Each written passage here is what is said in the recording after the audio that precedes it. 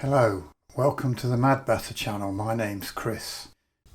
As part of my ongoing series about Lightroom Classic masking, today I'm going to talk about editing skies, in particular creating dramatic skies, and to try and persuade you that using several different masks will give a much better result than a single sky mask. Of course, this is mainly relevant where the sky is a major feature of the image. I should also add that some of the adjustments I will be making are a little over the top to ensure you can see the edits in the video after YouTube processing. So we're going to be working on this image of would you believe it, a sunset sky on the Norfolk coast here in the UK. In fact, the sky was fairly dramatic with dark bands of clouds in the middle and the yellow-orange of the sunset developing nicely just over the horizon, but the raw file hasn't really captured all that detail. In doing an edit like we are going to do here, it's generally a good idea to have a plan. So here is the plan.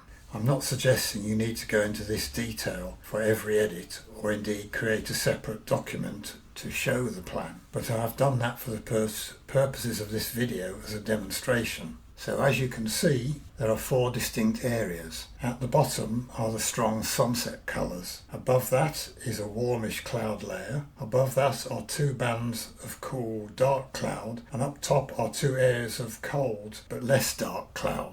So you can immediately see what the problem is with doing an edit like this with just one mask or with a general edit plus one mask. You could warm up the image to get all the colours you want down the bottom, but then we wouldn't have the colder colours at the top. Alternatively, you could cool down the colours at the top, but then that would affect the sunset colours. Similarly, whilst you can darken the sky, you can't do it in gradations or layers. So we want these two areas fairly dark and these two areas very dark. And clearly you can't do that with one mask. But I'll do a quick edit just doing a general adjustment plus one linear gradient to see how far we can get. So here we are in Lightroom. I've created two virtual copies. The first will be the single mask edit and the second will be the multi-mask edit. So let's go into the develop module by pressing D on the keyboard, and we'll do some initial adjustments. First, I'm going to increase the contrast using the tone curve. Then we'll go back into basic and we'll increase the temperature to get the nice sunset colours we wanted at the bottom. And then we'll add some saturation to really make it pop. Maybe I need a bit more temperature. That's more like it. So now we've roughly got what we want down at the base of the sky, but we certainly haven't got what we want further up. So in order to do that, we'll go into masking and we'll use a single linear gradient. The shortcut for that is the letter M. So here we are with our linear gradient. We'll pull down. We don't want too big a feather area, but we don't want to impinge too much on the warmer colours. So here we want to get rid of these warm colours by making the sky bluer and tint towards the green. Then we'll reduce exposure to get the dark colours we want, and we'll reduce the blacks as well, give even more contrast, and we'll increase the saturation a bit. So that's approaching roughly what I saw when I took the photo. So that's probably as good as we can do with an edit plus a single mask. So now we'll do the detailed edit using multiple masks on virtual copy number 2. So we hit D for develop, and we need to do some initial work. First, I'd like to slightly increase the contrast using the tone curve.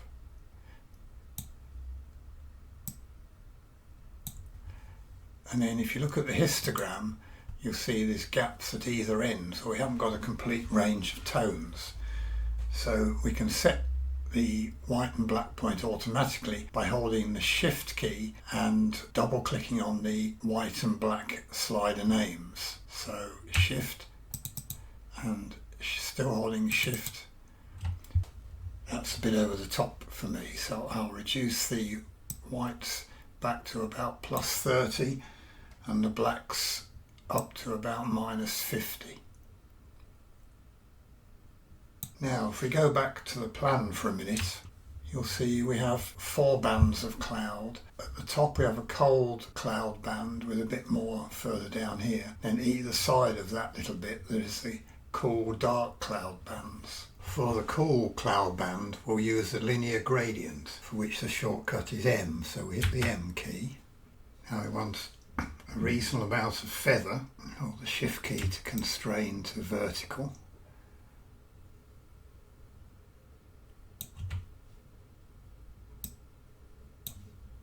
Maybe not quite vertical. That's roughly it. And then for these other little bits we'll add to the selection with a brush. I want to make sure the brush is fully feathered and reduce the flow to about 50% so we can build up the effect. So we'll paint on these areas which are not the very darkest clouds.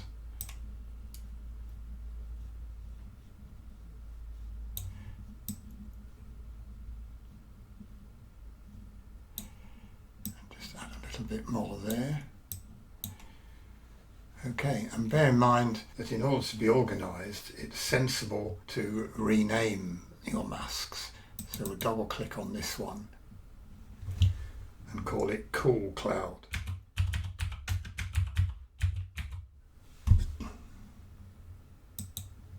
So for this area we want to reduce the temperature to about -20 and the tint to about -12.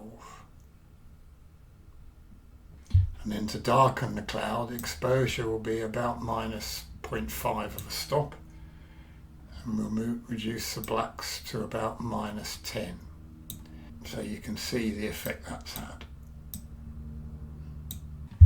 Now for these 2 bands of very dark cool cloud, the easiest way to get a mask with 2 bands in it is to use radial gradients which go off the edge of the image. So first press Ctrl or Command and minus to reduce the view of the image, then Shift M to get a radial gradient, making sure the feather here is at 100, then just drag out and go way past the edge of the image, and then we'll add another radial gradient and do the same thing.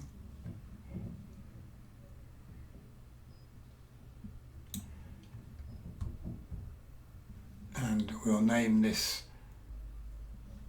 Cold Cloud.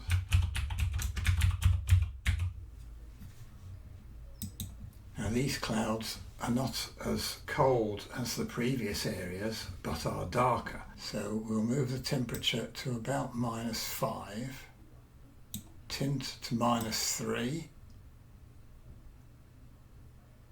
exposure to -0.6,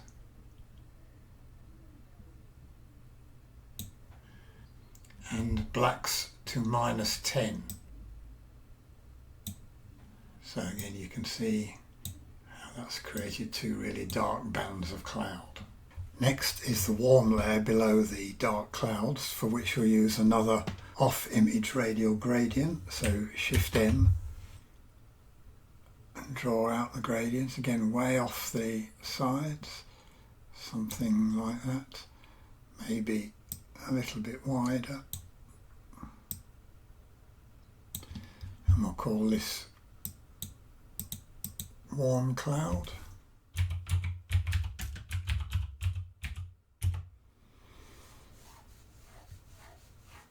Again, the feather was at 100. I should have mentioned that. In this one we're going to increase the temperature to around just over 20 and the tint to about +14.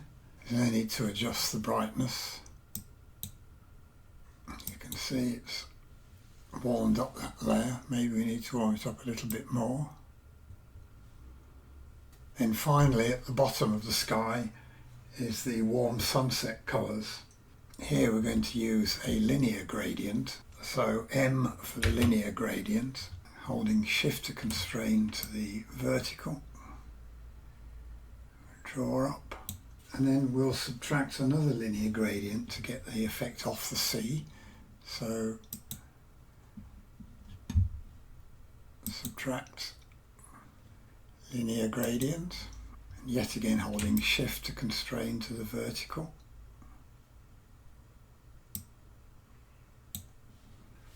On this one we're going to take the temperature up to, again, about +20,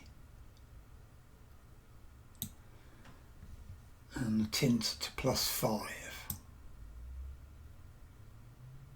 Then, to get the emphasis on the sun coming in from the right, we're going to use a radial gradient at an angle to show that. So again, Shift M, and then we'll drag down something like that, and then rotate it like that.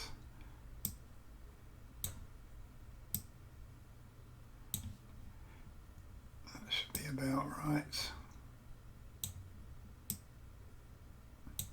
On this one we'll increase the temperature to 17. Exposure, we're going to add a little bit of exposure, 0.3. White +14 to introduce some more brightness. And in order to get that sort of light, hazy light feeling from the sun, we're going to reduce the dehaze to about -30. So now you can see it shows the sun coming in. Maybe we need to warm it up a little bit more.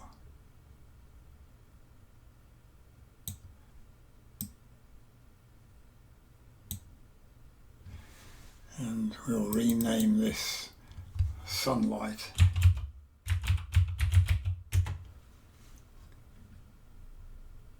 And the previous one, Sunset Colours.